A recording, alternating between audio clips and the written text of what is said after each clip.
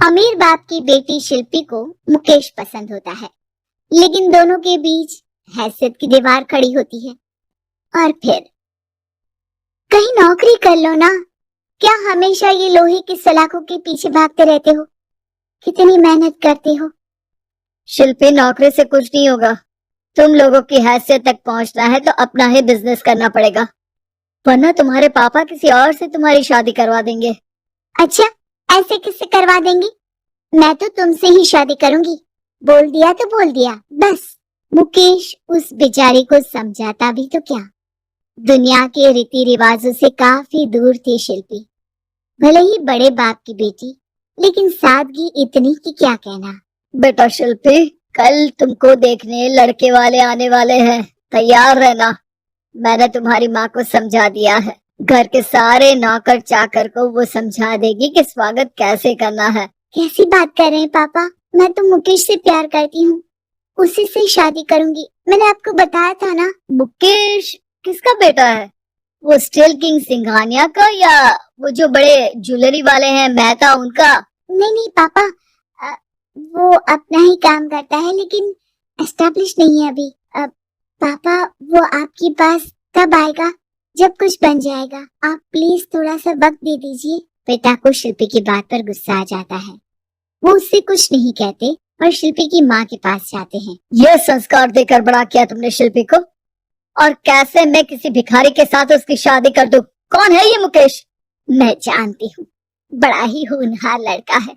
शिल्पी से बहुत प्यार करता है और शादी करना चाहता है। अरे ऐसे कैसे मैं किसी से भी अपनी बेटी की शादी कर दूं? कोई भी उठकर आए और कहे कि मैं शादी करना चाहता हूँ तो मैं शादी कर दूं? कान खोल कर सुन लो, कल उसे अच्छे से तैयार कर देना, क्योंकि जो लड़का मैंने देखा है शिल्पी के लिए, वो करोड़पति घर का बेटा है, समझी? लाख मना करने पर भी शिल्पी को उस लड़के से मिलवाया जाता है जो उसके पिता ने उसके लिए देखा था। देखिए, मैं किसी और से प्यार करती हूँ और उसी से शादी करूंगी। ये तो बहुत अच्छी बात है कि तुम किसी और से प्यार करती हो, क्योंकि मैं भी किसी और से प्यार करता हूँ। लेकिन शादी तो हम दोनों को ही करनी होगी। जानती हो ना, ये बिजनेस और ये सारा कुछ। शिल्पी को समझ में नहीं आता कि वो क्या कह रहा है, लेकिन वो समझ जाती है कि वो लड़का भी किसी और से प्यार करता है। पिताजी, वो भी कह रहा था कि वो किसी और से प्यार करता है। हाँ तो करने दो ना, हमने तो नहीं रोका। तुम अपना देखो, शादी के लिए हाँ कर गया है वो।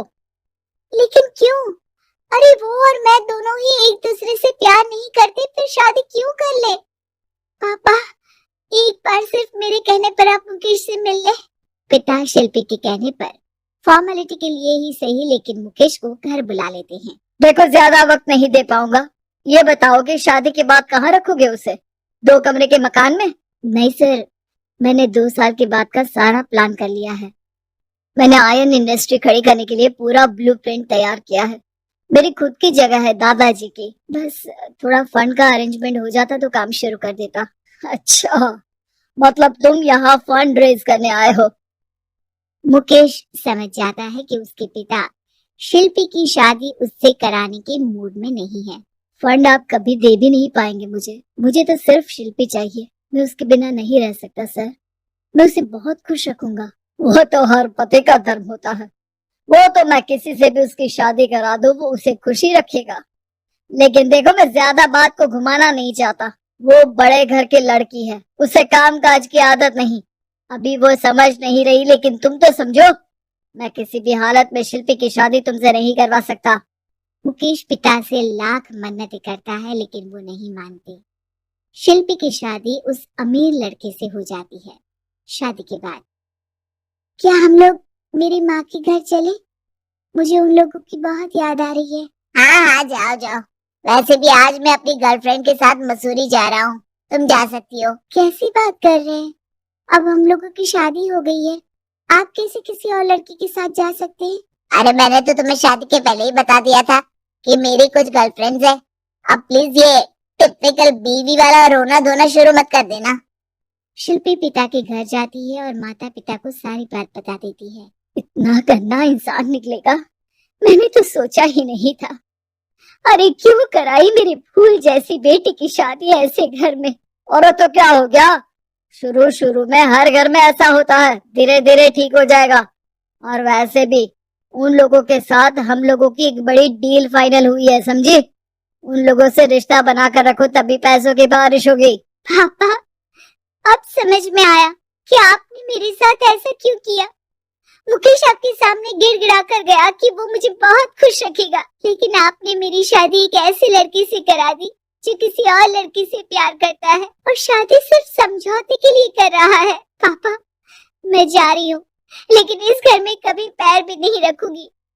आपने मुझे सामान की तरह इस्तेमाल किया। माँ शिल्पी को बहुत रोकती है, लेकिन वो एक नहीं सुनती। कुछ समय बाद, शिल्पी, मुझे नहीं लग रहा कि अब हम दोनों के बीच ये शादी और रह पाएगी। मैं किसी और से शादी करना चाहता हूँ। वैसे तुम परेशान मत हो ना, तुम्हारे पापा के साथ हम लोगों की डील जो चल रही है ना, वो नहीं रुकेगी, क्योंकि तुम बहुत अच्छी लड़की हो। ठीक है, मैं जा रही हूँ, तलाक के पेपर में साइन करके। लेकिन एक शर्त है, मैं कहाँ गई ये बात मेरे पिता तक नहीं पहुँचनी चाहिए। शिल्पी घर छोड़कर चली जाती है। वो एक नौकरी करती है और अपना जीवन खुद संभालती है। लेकिन एक दिन, शिल्पी जी, आपसे मालिक मिलना चाहते हैं। मुझसे क्यों? शिल्पी मालिक के कमरे में जाती है, जहाँ सामने मुकेश होता है। अरे आपको देखकर बहुत खुशी हुई, बहुत बड़े आदमी बन गए। थैंक्स, पर तुम्हें नौकरी करने की क्या जरूरत पड़ गई? मैंने तो सोचा भी नहीं था कि तुम मेरी शिल्पी होगी। तभी वहाँ शिल्पी के पिता आ जाते हैं। शिल्पी, तुम्हारे बारे में माँ से पता चला। घर चलो बेटा, मुझे माफ कर दो। मुकेश, मैं यहाँ अपनी कंपनी के काम के लिए आया हूँ। तुम्हारी कंपनी की डील अगर हमें नहीं मिली तो हम बर्बाद हो जाएंगे।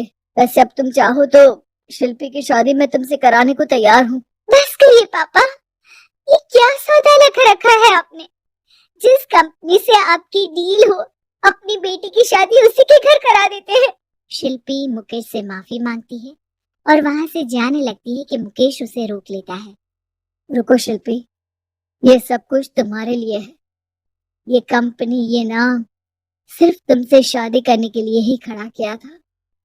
मैं आज भी तुमसे बहुत प्यार करता हूँ।